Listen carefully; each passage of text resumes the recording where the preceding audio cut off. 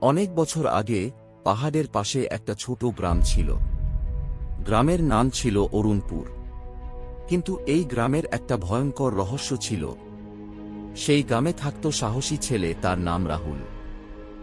একদিন রাহুল তার বন্ধুর সাথে হাঁটছে। তুই কি জানিস এই গ্রামের পাশের জঙ্গলটা নাকি রাতে অদৃশ্য হয়ে যায়? চুপ, এসব কথা বলিস না। গ্রামের সবাই এই জঙ্গলকে ভয় পায়। হঠাৎ দূরে অদ্ভুত আলো দেখা যায়। রাহুল কৌতূহল হয়ে জঙ্গলের দিকে যায়। রাহুল, থাম, ওদিকে যাস না। আমি দেখে আসব সবাই কেন ভয় পায়। জঙ্গলে ঢোকার সাথে সাথে সবকিছু অদ্ভুত হয়ে যায়। গাছগুলো যেন নড়ছে।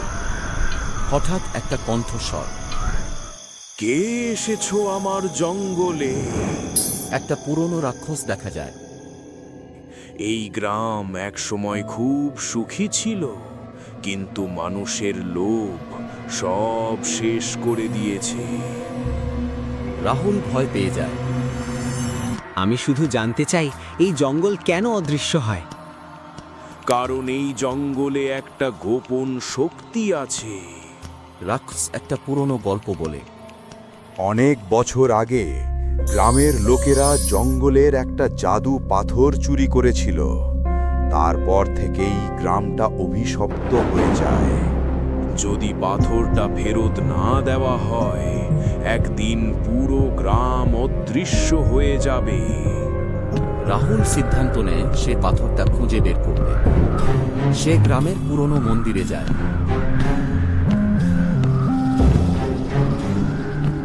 রাহুল দরজা খুলে দেখে একটা বাক্স।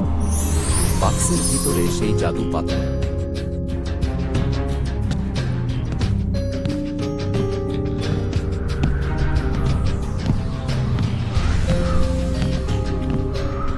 রাহুল পাথরটা জঙ্গলে ফিরিয়ে দেয়।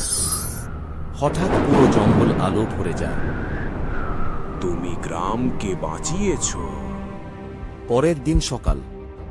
গ্রাম আবার স্বাভাবিক। রাহুলের বন্ধু বলে, কাল রাতে যা দেখলাম কেউ বিশ্বাস করবে না। কিছু রহস্য শুধু সাহসীরাই জানতে পারে। বিশ্ব কার্টুনে আপনাকে স্বাগতম। আরও মজার ও সৃজনশীল অ্যানিমেশনের জন্য অংশগ্রহণ করুন আমাদের চ্যানেলে।